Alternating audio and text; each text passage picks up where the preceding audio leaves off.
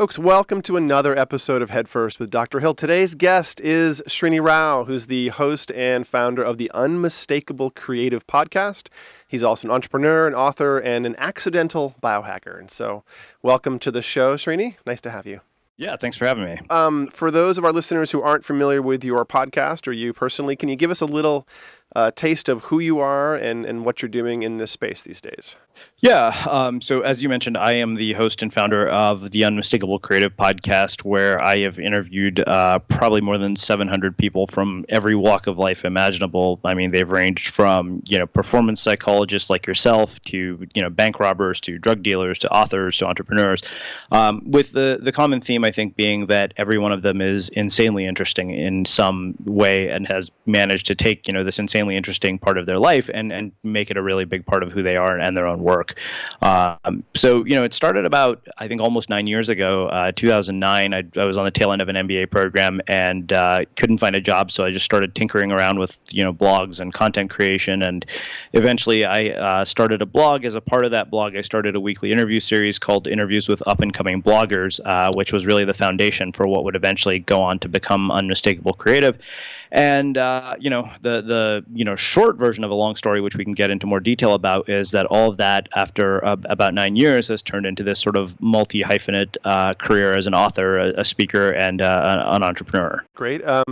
So 9 years, huh? We're just getting started with this one. I feel that's a lot of content. Mm-hmm. Yeah, it's definitely a ton. I think the thing that what's interesting is the idea of 9 years seems ridiculous to most people because the world moves so fast, and I think people have a very warped perception of what longevity should look like. Like they think a year is a long time nowadays, but I think in my mind, I was not looking at, okay, how do I make something that makes a splash for a year. I wanted to make something that has a lasting impact that stands the test of time, because is what my friend Ryan Holiday would refer to as something that's perennial, right? Mm-hmm. Something that remains a classic. I would much rather have something that grows slowly but stands the test of time than something that becomes an overnight sensation and then is forgotten about next week. So a lot of these performance podcasts, of which you have one, I have one, are really focused on high-level individuals. How did you end up with drug dealers and people that had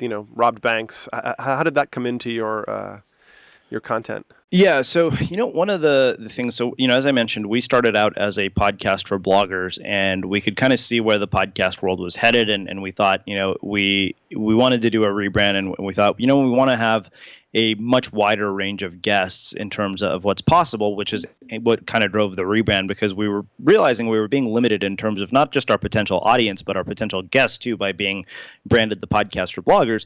The other thing we saw is that suddenly podcasting was becoming this thing, like you just said, of, everybody sort of interviewing the same people over and over again. You could see like the Entrepreneur podcast, if you go through iTunes and look at them, it's largely the same guests on every single show.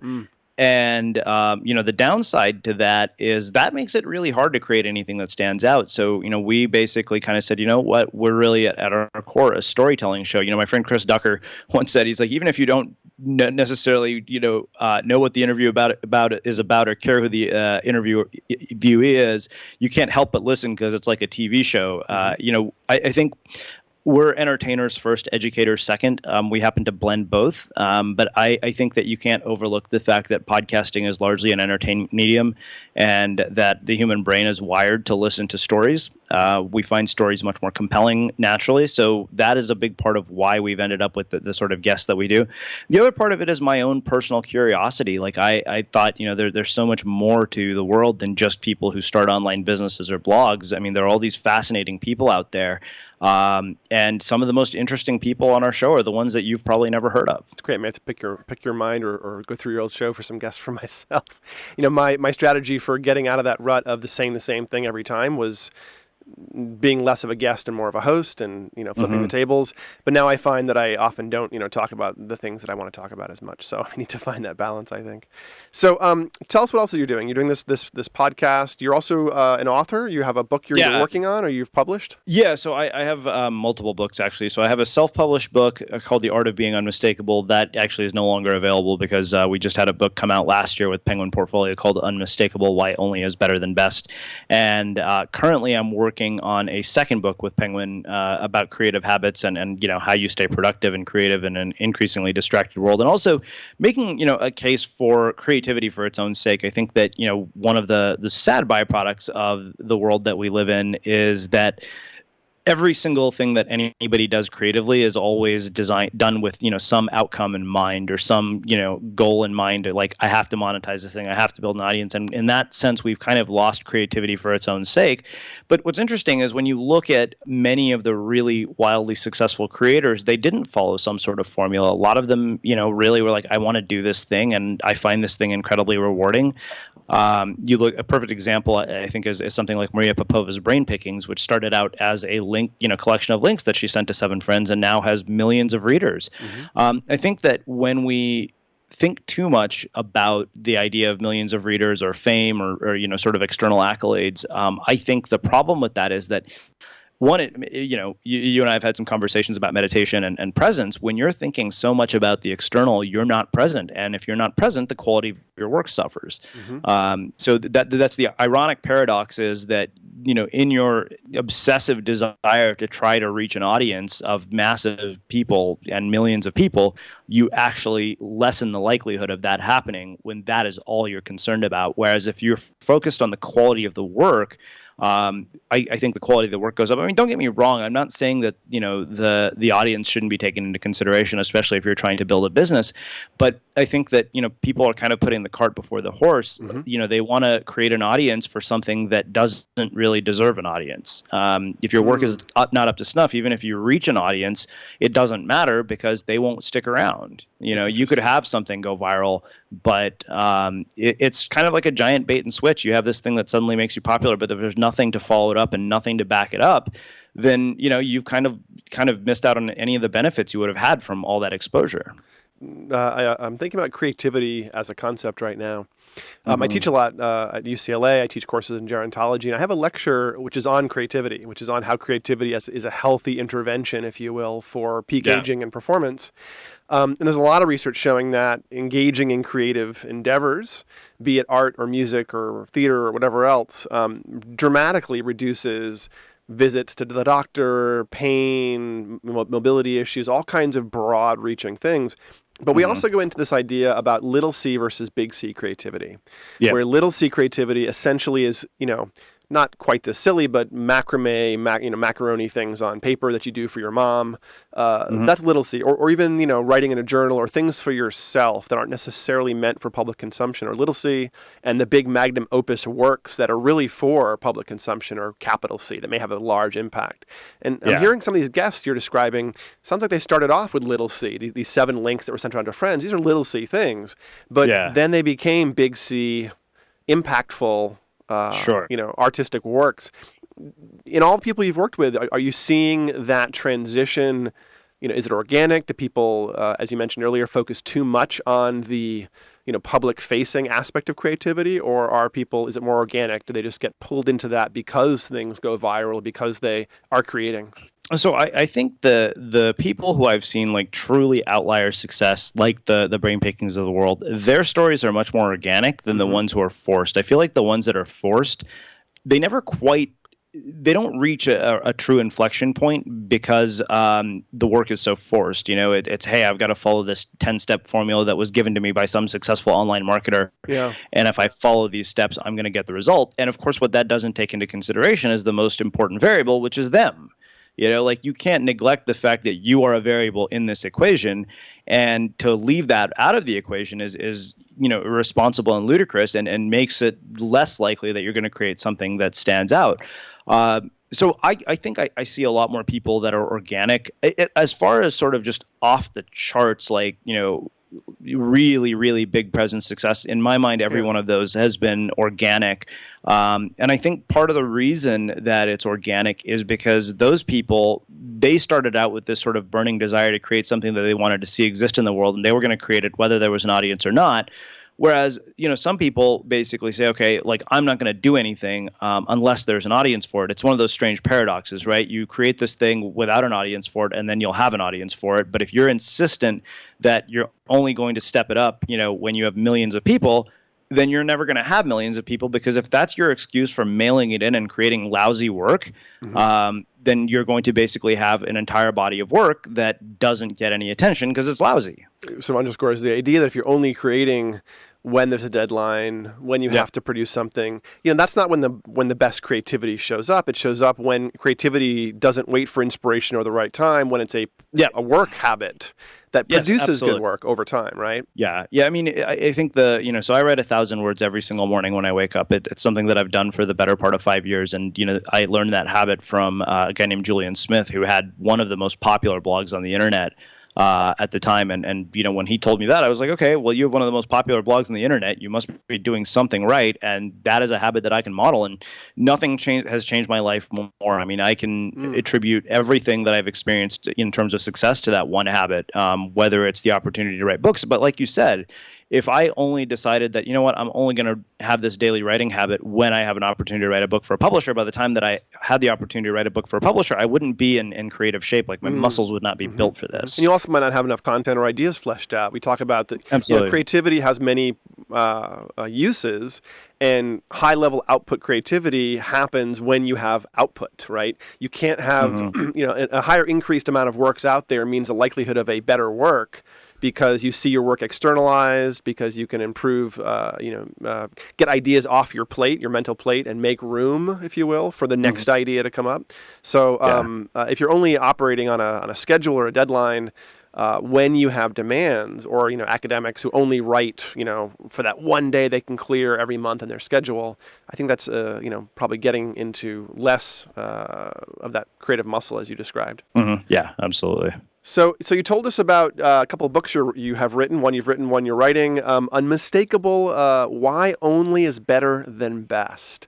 Yeah. So what is that? What do you mean only? Is that meaning that the only person that has the branding, the product, the creativity? What's going on there? Yeah. So, the core message of, Unmistakable was this idea. It was based on something, based on, personal experience. So when I started in 2009, the thing that prompted my start was I saw this girl named Jamie Verone who started this website called Twitter Should Hire Me. And Twitter Should Hire Me, by all accounts, was incredibly successful, led to national media attention, multiple job offers, and, a ton of demand for her work. And of course, it led to and spawned copycats, me being one of them. And I had a website called 100 Reasons You Should Hire Me. And it was a total flop because not only could I not come up with 100 reasons why somebody should hire me, but what I had done is I looked at something that somebody else did and tried to replicate that thing more or less. And of course, what I started to see over the better part of 7, 8, 9 years of doing this was that pattern over and over again. People would see that some famous author would have their website or their branding designed a certain way, and of course you'd see 20 people design their website that way. Like the probably the most hilarious example of this is Jon Stewart and Dimitri Martin did a sketch about life coaching, where a woman goes to a life coach and Dimitri Martin asks her at the end of her session, have you seen a difference in your life since going to life coach? And she says, yeah, now I'm a life coach myself. Nice. Which is of course it's slapstick and funny, but it's also a very appropriate comment on what is effectively an echo chamber, right? So like you get all these people suddenly writing about minimalism, of course, because one minimalism blog takes off and, oh, you know what? Minimalism is now the thing I'm going to write about because all these minimalists are having so many people read their work. And you see this happen over and over again. And what ends up happening, of course, is you create work that at best becomes a pale imitation of something that already exists, and at worst gets completely ignored. And so the sort of core message behind Unmistakable was that if you could do something that is so distinctive that nobody else could have done it but you in the way that you do it, and it's immediately recognized as your work, meaning that is the definition of unmistakable, your competition basically becomes irrelevant because you're the only option. You're not the best option. Now, that's true for Unmistakable, work product. But what about, in the startup world, Silicon Valley, Silicon Beach, down where you are in San Diego, there's a huge number of tech companies that have maybe less fleshed out products, and there's a big emphasis on presenting your product, your pitch, doing it like other products that have done it before. When I helped start TrueBrain about 4.5 years ago now, big emphasis on, well, what should our website presence look like? I don't know. What does Warby Parker look like? What is BarkBox? What is MeUndies? What are all these other startups that are in the same sort of strata what do they look like? And we matched, True Brain's initial website was inspired by, if you will, Warby Parker's.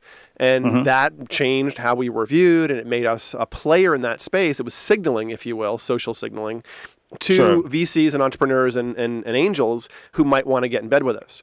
So, if you're producing amazing creative work that is unmistakable, that is clearly no one else's, but you're doing it on a mountaintop, in the Himalayas, and you can't engage with people to consume that work because your work's too unusual, or you haven't, it's so unique that it hasn't, that maybe, let's say, the corporate consumers wouldn't necessarily be able to justify it as a value.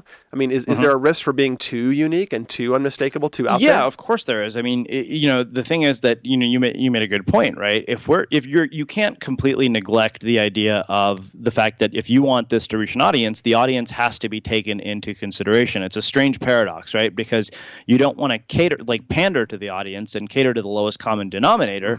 Because then you just keep watering down the work until it's not something even worth paying attention to. But yeah, of course, I think Sonia Simone put it really well. She said, you might have a blog about naked mole rats, but the audience for the blog about naked mole rats is pretty damn limited. Not many people are going to be like, yeah, okay, I want to find out and spend money on learning about naked mole rats. Like, it's just, you have to absolutely take those into consideration. Now, to your point about the website descriptions, here's what I would say is that I think it's important to model what works. I think the problem is that there's a big confusion between modeling and mimicking. Like, I've seen people literally copy the branding, the design, the logo, the coloring, all of it to the letter. And in my mind, you kind of deny, what makes you so special when you do that. You basically, you're almost a derivative of that point of something else. And so what you've created really is a pale imitation. Now, again, like I said, there are probably things that you should absolutely borrow from the design of the Warby Parker website in terms of layout, but there are elements of it that you can bring to it that are absolutely your own, that you should bring to it. And that's where we tend to get into trouble, is because people say, okay, oh, this is exactly how this person did it, so I'm going to do that. So there's almost like a failure of the top of the bottom up sort of internal driving of that thing. This reminds me a lot of what happens in Hollywood these days, which is, oh, that movie was successful, and the next year there's 10 movies that have the same type of character in the same setting and the same sci-fi genre, and 9 out of 10 of them fail because there's nothing coming from within that's unique. It's just trying to be the next Avatar, the next Guardians of the Galaxy, whatever. So it's very derivative, as you say. You're clearly not doing that. So best or only is better than best. So that's the only. What else are you telling people in these books? What else? What are some other important messages? Well, I think that, in Unmistakable in particular, we use surfing as a metaphor for business because I'm an avid surfer, and I think surfing, just the experience of the ocean has so many parallels to life. Every aspect of the ocean, it's this thing that's constantly changing. It's dynamic. It requires you to be present. It challenges you. There are days when you just get the hell beat out of you and you have to come back every day. You fall a lot.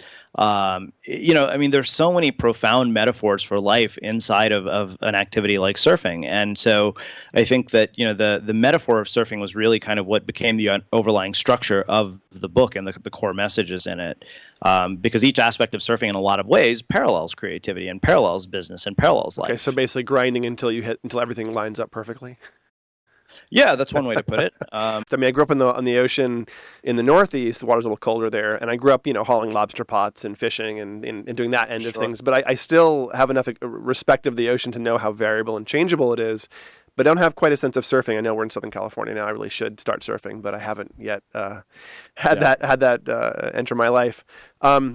What else are you working on? You said there's another book you're working on now with Penguin. What's that title? So we don't have a title yet for the book, but I can give you the subject matter. Yeah. It's largely about creative habits and how do you, we were talking about creativity being a daily habit. Yeah. And that's what largely this book is about, is how do you sustain and maintain creativity throughout your life on an ongoing basis? Great. Because I think that, part of the challenge that we have is we don't necessarily, we have aspirations for what we want to do or what we want to create, but we don't really have a structure or a process for how to do that on a repeatable and consistent basis, because you're making original work, but the process you can borrow from lots of other people, and you can model some of it. I mean, of course you have to find elements of it that works for you, but I think that you kind of have this, we generally have this misperception of a creativity as this weird sort of thing that people do. They go sit in a room and they paint or write or whatever, and then magic just happens and they come out with a book a year later, or a music album falls from the sky. I think that what people don't often see is the labor that goes into all of this work, because as you well know from having built what you have, any creative project, whether it's a company, whether it's a book, whether it's a work of art, all of those are require immense amounts of labor that nobody actually sees and nobody actually knows. And I think that to emphasize the role of the process is really critical here, because we're pretty obsessed with outcomes, particularly in the Western world and in the United States. But most of the outcomes are usually the result of following a process. And so what we've done really is dissect developing a daily process for how to produce creative work on a regular basis, like to get into a sort of rhythm and flow on a consistent basis. I mean, but how do you know if what you're doing is on point, is creative? I mean, when I, have one of my senior employees run through a bunch of, activities, he or she has a sense of what I'm looking for and what the outcome, what success would be. When I'm doing creative work, I mean, when I'm building a company, which can be creative, I mean, I think it has been for me, I'm making decisions, and the only justification is, well, I think this is the right call, and I trust my own vision and my own creative, perspective on this. But Sure. it's not borne out until later, until I determine, was that decision I made to open an office here, promote that person, construct this, marketing message, I don't discover later until it's out there in the world if it was successful. Yeah. And that's not necessarily what creativity is in my perspective. It's really this generative and refining process where you get closer and Sure. closer to producing things that are congruent with this internal, maybe even amorphous vision. When you're doing other creative things or building companies, how do you know if the effort you're putting in is on task? I don't think you do necessarily, right? I think that's kind of you kind of hit the nail on the head. Is that creativity by its very nature is uncertain, and that's what makes it so interesting. Like if I knew exactly how everything was going to turn out every day, if it was so predictable, that would be pretty damn boring. Like part of the reason that, I say people surf is because every single time you go, it's different. Every wave is different. Every surf day is different. Every surf spot is different. And that's what makes it so appealing. And I think that is largely what makes creativity so appealing as well, is that it is amorphous. Because if it was predictable, repeatable, and you're going to have a process that is repeatable, but what you produce every day, I mean, that's half the fun, right? Is the surprises that show up and the things that you didn't expect. If you knew exactly how it was all going to turn out, that wouldn't be particularly interesting. Right. So you can't necessarily know if the work you're doing is good until later, until you're doing a lot of that work, hopefully. But how can you regularize the process, maybe? How can you, you're doing 1,000 words every morning. That sounds like a great way to do it. Academics that are told to be productive academics usually spend the first 2 hours every day writing. 90% of them don't, and stress out and underproduce and, don't do their grant applications and don't submit papers. But the ones that have a habit versus an inspiration for writing seem to have a lot of productivity. And how do you scaffold productive output? So I'm going to echo something that I said in one of my Medium pieces that I wrote. Designing your life really begins with designing your days. And for many people, the design of their days isn't necessarily deliberate, right? Like they get on they wake up in the morning, they turn on a computer, they check email, check Facebook, and then next thing you know, 2 hours have gone by. And, don't get me wrong, I have days like this. They're not as common as I think for many people, but, the idea isn't that you're like completely rigid and a robot, but I think, part of it is really having control over some schedule. So I'll tell you a little bit about my sort of daily routine that I follow for the most part. I wake up in the morning. The first thing I do is I write in a gratitude journal, because I think that's a really sort of nice energetic shift right when you wake up. Like I literally have it on my nightstand. Then, I brew some coffee. I meditate for anywhere between 10 to 20 minutes. I sit down and I read a physical book. I try not to use technology early in the morning, because I think your brain is in a very suggestive state super early in the morning. I think that when you use technology, when you do things like get on Facebook, Instagram, whatever, check email, you're getting this sort of surge of dopamine when your brain is in this highly suggestive state. And so if you've ever done this, you probably know, like if you check your email at 7:30 in the morning, you might have noticed that you spend all day checking your email. Whereas if you have a day where you don't do that and you don't go till about noon without it, like it's a very different sort of day. You get these sort of, deep sort of flow state levels of concentration. After that, I write in a physical notebook. So you notice that one of the big themes here is that I avoid technology for the first hour of my day, mainly because I don't think we were ever evolutionarily meant to be this plugged in. I mean, you're a brain scientist, so you probably know more about this than I do, but I just know from my personal experience that, like I can tell on the days when I've had these kinds of days that I'm just not at the top of my game. Like I know this morning, for example, I went and dealt with a bunch of administrative stuff when I woke up. And right then and there, I knew, I was like, all right, I pretty much shot myself in the foot because I did that. And I knew that, and I also knew that I was going to be screwed because I was on my phone late last night, which I also don't do. So diet is another big one. I spent a lot of time thinking about, what do you eat for optimal cognition? Like if you're heavily carb loaded or like eating stuff that's just shit for you, that's going to affect you. I mean, my simple rule is if you put garbage into your body, you're going to basically produce garbage in terms of creative output. That's really the way I look at it.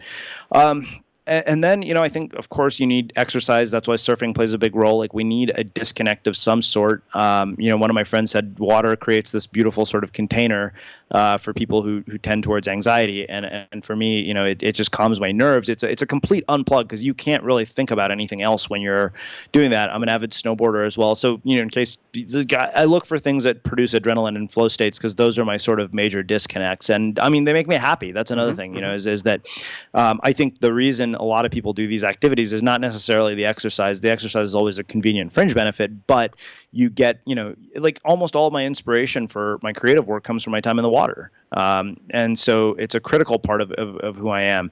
So I think part of it, more than anything, what I would say is, how much of your day is actually scripted and deliberate and how much of it is you just reacting to stimulus, and for so many people in the modern world, a good amount of their day is, literally stimulus response to the point where the stimulus controls their life, not their decision. It's important to have intention, not momentum.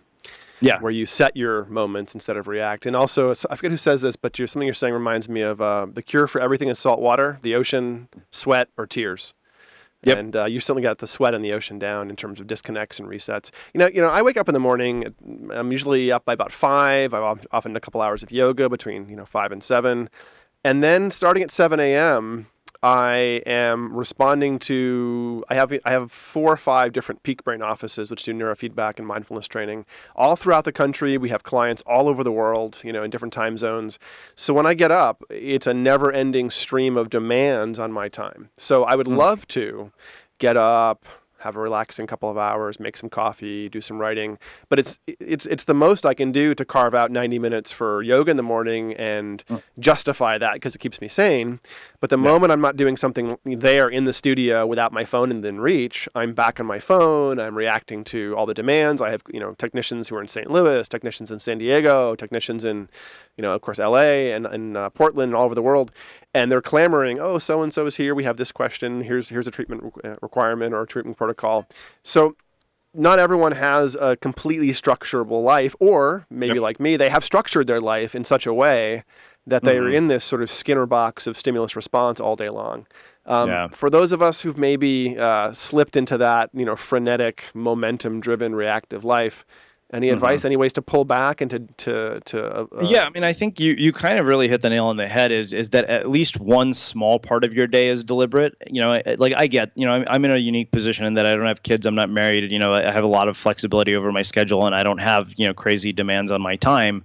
Mainly because I've set it up that way. But I think, it really begins with even just taking the smallest part of your day. Like you said, if you didn't make that 90 minutes for yoga, you'd drive yourself nuts. Yeah. And just having that one thing, I think, can make such a huge difference because it teaches you that you have control over your life. I started to realize just a few weeks ago, I was thinking about this and I thought, the biggest benefit of developing any new habit is not even the habit itself, but what comes from developing a new habit is the belief that you actually have control over your behavior and you have the capability to change it. Mm-hmm. And that's the ultimate superpower. Once you realize that, you kind of start to say, okay, where can I actually make changes? So I think that, it's taking one small part of it. Even if you can't, make a huge day, deliberate, like you said, you have tons of demands on your time, which is appropriate given what you do. But I think that, having some boundaries and having to say, okay, you know what, this 90 minutes in the morning is what I'm going to set aside for this time. I think that, it was Brian Scudamore, who's the co-founder of 1-800-GOT-JUNK with Cameron Herold. He wrote a piece on Medium titled "Why Successful People Spend 10 Hours a Week Just Thinking," which is definitely worth reading. And it's a good point. I mean, we don't set aside enough time, to just kind of be quiet and be mindful. Even if it's 10 minutes a day, I think it can make a huge difference. So that's what I would say is, if you can't stomach a huge part of your day and you've got so many demands, at least take one small part of it, and make it very sort of, like cultivate solitude in one small part of your day. Now I find a lot of the time that I'm trying to bring a lot of mental bandwidth to bear, but in the environment of lots of things clamoring for my attention that might reduce my ability to focus on any one particular thing. Now, I have a hunch. I think you said something about this new book coming out will help us get rid of distractions. Yep. Is that accurate? Please lay down some wisdom about how to handle distractions. So, the funny thing with distractions is, so distractions are interesting in that, what most people don't understand is almost everything that distracts us on a daily basis, Facebook, Twitter, Instagram, all these tools are designed to be habit forming. Mm-hmm. They've studied how, the brain works in order to make sure that you're addicted. Yep. And not only that, if you think about it, like Google makes more money every time you conduct a search. Facebook makes more money every time you spend money on Facebook. There's no incentive for them not to keep you there. This is one of the things I was thinking to myself about online dating apps, especially swiping apps, right? Believe it or not, the odd paradox of the online dating apps is that they're better off with you never meeting somebody, because that means you'll still stay a user and keep swiping. Yeah. Which is a really strange paradox, right? Because the moment you meet somebody, I remember one of my friends who got engaged, he said the first thing he was absolutely thrilled to do was delete all these stupid apps. He was really happy. That was one of the things that he found to be, the most relief. And so, I had to preface it by saying, all these things are designed to be habit forming. Of course, what's funny is that they're all set to the defaults, right? The default is you get notifications. The default is you get an email every time somebody tweets you. Of course, when you start to change the defaults, you start to take control of how these things are. So, for example, I use a tool called the Facebook Newsfeed Obliterator. I don't see anything that anybody posts on Facebook. So when I log in, if I'm there to share something, I share the thing that I want to share, and I get out. I might chat with friends, whatever it is. And if I want to see what other people are up to on Facebook once a week, I'll get on my phone, enable Safari, and do that. So I don't have social media apps on my phone because they're just distractions. They're unnecessary. Otherwise, you find yourself mindlessly checking when you're in line at the grocery store, where, you're just not present in your life. Yeah. Because your head is buried in a screen. I think that when you're with people that you care about, you should turn off your phones. When you're at dinner with friends, when you're on dates, whatever it is, like I noticed a huge difference in the quality of my interactions when my phone is turned off. Yeah, certainly. So that's one. The ultimate, I always say, the best hack for, not letting your phone become a distraction is to turn the damn thing off and leave it out of it. That's really ultimately what it comes down to. So that's a big one. And then, of course, we have tools, right? Like Rescue Time, like Hey Focus, that allows you to block distracting websites. I mean, I think Rescue Time in particular is really interesting because it gives you a sort of awareness for where you're spending your time. Like, when you didn't do shit all day because it's staring you in the face. It says your productivity pulse is 53%, and you're thinking, okay, that means I did absolutely nothing today that was of value. Yeah. Like that it's a really good sign that you've been wasting a lot of time. So that's a big part of it. And then, of course, I think that, multitasking, there's not a single study at this point that hasn't shown, that we're incredibly effective at multitasking. Like we really are. I mean, I'll give you an example from my own life. So when I edit episodes of Unmistakable Creative, if I have Facebook and Twitter open or something else, or Slack or whatever it is, and I'm editing an episode, it'll take me 90 minutes. Mm-hmm. If I'm not doing anything else, it'll take me 30. And that's the difference. I mean, it's amazing how and yet somehow people think that they're effective multitaskers. And, there's been studies done on like, straight A students. I mean, at places like Stanford that show they're not good multitaskers. Yeah, basically, if you have a human brain, you can't do more than one thing at once with it, cognitively. Yeah, and then the other thing is that I think that we have a real sort of mental health epidemic potentially on our hands with all these devices and the just endless stream of dopamine, right? Because you've got not only all these strange things happening neurochemically in the brain as a result of these things, but you also have this perpetual comparison of your life to everybody else's. And of course, there's nobody whose life doesn't look more amazing on Facebook than yours. I mean, I remember thinking, hey, I got my book deal. And then, I was like, dude, this guy just sold a startup for $100 million. Who gives a shit if I got a book deal? Right. And if you notice something about comparison, one of the things that we do when we compare, you never compare yourself to people who are worse off than you are. You only tend to compare yourself to people who are better off than you are. So I think part of it is learning to limit our use of these tools, and also, being deliberate about how we use them, not letting them, be set to the defaults, because ideally, of course, they want you to keep all the notifications on so that every time that you get a notification or a comment on Instagram or a like, you log in again. Right. So, I think it's understanding the design of these products and then going out of your way to design your use of them so that it's deliberate and not set to the defaults is ultimately what it comes down to. That's really, I think, quite useful. As you were saying, these things are designed to addict you, essentially. Just to back up and do some neuroscience lecturing, because I can't help myself. I sort of view the internet like the world's best Skinner box. Skinner, B.F. Skinner, the father of behaviorism, did conditioning work, associative learning. And Skinner, unlike Pavlov, Skinner takes a behavior you already do and reinforces it to do more of it. Skinner's pigeons already know how to peck on bars, but he got them to peck in certain ways or peck repetitively on a bar, so they got a reinforcer, a pebble of food or something. This is different, of course, than Pavlov's dogs, who took things that were not associated, drooling and a bell, and associated them. So in Skinner, we're reinforcing behaviors that are already there. And the internet is a reinforcer, and be it Facebook or Twitter or whatever, or dating apps. The most critical piece of that is the intermittent reinforcement schedule. When you're swiping through a dating app, you don't get a match every time, nor do you not get a match every time. And so the uncertainty, it's going to happen, but when?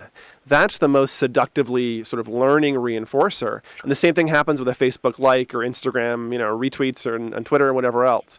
So, like you say, getting sort of sophisticated and realizing that the reinforcers that are turned on by default in all these tools are designed to pull you back in is probably a great bit of takeaway information for folks.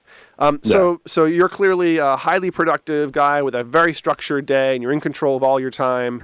But I'm guessing that a couple times a week it hits midday, and things just haven't gone the way you want. You're putting out fires all morning. You haven't had enough of your caffeine. Yeah, that would be today. Okay. Today is a perfect example of that. So, perfect example, I called my health insurance company and I'm trying to get them to reset my password. And not only that, for some reason, our interview didn't show up on my calendar. Luckily, I checked email right when it, around 10. I mean, yeah, of course, there's nobody who has, days when they're not like totally like nobody is a robot, right? I think part of it is understanding your personal operating rhythm. And you got to realize you're going to hit diminishing returns on some days. Like I already know today is shot. I'm not going to try. Okay. It's kind of like, okay, this morning kind of went to hell pretty fast. Between my health insurance thing and now that I have a friend coming by at noon and the fact that we're about to head out of town, I was like, all right, today was just not meant to be. I'm not on it, and I'm sitting in a chair that's broken and I'm waiting for a new chair to show up from Amazon and it won't be here till Thursday. Like, there's stuff that throws off the whole routine. And so, like I happened to be in the business center in my apartment complex and I saw your email and I ran back to my apartment and I'm sitting in my broken chair, which if I lean back, I'll fall over. All right. If you suddenly vanish from the screen, we'll know what happened. But yeah. So this stuff happens, and it probably happens more than once every few months, I'm guessing, for you. How do you get control of it? How do you notice and reset? What tools do you use? Yeah. So as far as a reset goes, I think part of the reset is that you get to reset every day, right? Like tomorrow becomes the reset. Like I've pretty much written today off now, and this is what I always say about the 1,000-word habit, right? I said, if you write 1,000 words a day, you're probably averaging about 365,000 words a year. And so I tell people 90% of everything I write is complete crap. Sure. It does. But the thing is, I don't need for more than 10% of it to be good because I'm doing so much, If I want a 50,000 word book, I might have to have, 3 to 4 good sentences or even, 2 good paragraphs a day, if that. Yeah. Because I do it so consistently. And that's, one of the things that's so profound about any habit that you do consistently, right? I mean, as a neuroscientist, you have myelination that occurs when you do anything consistently. Yep. Inevitably, you're going to get better. So the fact that you're going to do this thing consistently makes it completely okay that you have a bad day. Back to this writing habit in the morning. I think this is one of the most powerful things people can do, but I'm curious how you do it. Are you sort of free writing for, whatever 1,000 words, or are there writing prompts, things you have to get done, things that you want to work on? I'll walk you through the process of how I developed the habit, because I think that that in and of itself is incredibly important, because I used a lot of tools from the world of brain science to actually cultivate the habit. So, I have to give credit where credit is due. I mean, Sean Acor's book, The Happiness Advantage, I attribute directly to my ability to develop this habit. So he talks about a few different things in happiness and energy. The first one being activation energy, right? The idea behind activation energy is that you reduce the activation energy for the things that you want to do, you increase it for the things you want to avoid. So one of the things I do is I put out a pen and a notebook the night before. That way, just the fact that I don't have to get it off of the shelf makes it much more likely that I'll write. Another thing that I'll do is I'll, open up my writing software the night before. And so right when I open the screen, it's the first thing I see. Just the fact that I don't have to go click on it. And these are all small, seemingly inconsequential things, but psychologically, you've reduced the activation energy and they increase the likelihood that you'll do them. Of course, distraction, we talked about, I think blocking distractions every day is critical for this, period of time. And then, another concept that, worked from Sean's book, when people don't know what to write, I often tell them as just put down a quote from something that you've read. So I always read for 30 minutes before I write as well, because it kind of primes the brain and it gets you sort of thinking. Many of my ideas for what I write about come from the things that I've been reading. So I'll take just one sentence. And the nice thing is, if you look at the concept of success accelerants, the idea is that your brain makes progress towards a goal based on how close it thinks it is to that goal. So let's say your goal is 1,000 words, but you've already got a 100-word quote there. Well, now you only have 900 to go. So suddenly it doesn't seem like 1,000. Right. It's a total, you're basically tricking your brain. I mean, it's a perception, it's a glitch that is, built into the human brain, but you can use to your advantage, which there are many of these glitches that I keep finding, right? I mean, you as a neuroscientist probably are aware of many more of them than I am. But that was, those are the big ones. And so as far as the content, it largely is free writing. But what happens is when you're doing free writing for 1,000 words, you will get to a point where suddenly you find yourself in a flow state. And when you're in that flow state, ideas just start to come, and you'll go from 1,000 to 3,000 words. I mean, when I can hit a flow state, I'll go from 1,000 to 3,000 words, and the next 2,000 words will take me 30 minutes to write, and the first 2,000 may take, an hour to write. Yeah. So you're not sort of limiting, okay, I got my 1,000 words and I'm done. It's more like seeing what you can accomplish in the first hour or two in the morning. Well, these are all wonderful tools you've dropped little hints of. We'll put these in the show notes and give people some links to follow up. But where else can they track you down and find more of the things you're working on? Of course, the Unmistakable Creative Podcast is a wonderful show. I may be biased because I think I was on it, but it's a great show. So folks should definitely check that out. But where else can they find the things you're doing? Where can they pick up some of the books you're working on? So Unmistakable Creative is the main place, but I also have a substantial presence on Medium. I think my username for some reason is still my old Twitter handle. It's medium.com/@schooloflife, SKOOL of life. And if you do a search for Unmistakable CEO Medium, you'll find me there as well. So our guest today was Srini Rao. Thanks so much for calling in and giving us a little bit of a hint into all the different ways you hack your productivity and how you view creativity. This has been really informative for our viewers, and we hope to have you back at some point. So folks, awesome. This has been another episode of Head First with Dr. Hill. Take care of those brains.